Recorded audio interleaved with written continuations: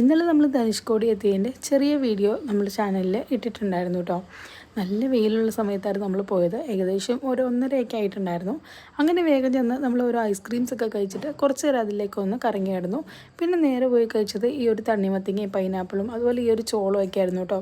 വീട്ടിൽ എത്രയൊക്കെ ഇരുന്നാലും പുറത്ത് പോകുമ്പോഴേക്ക് ഈ ഒരു സംഭവം കഴിക്കുന്നതിനൊരു പ്രത്യേക ടേസ്റ്റാണല്ലോ. പിന്നെ പോയി ഓരോ സർബത്തും കൂടെ കുടിച്ചു.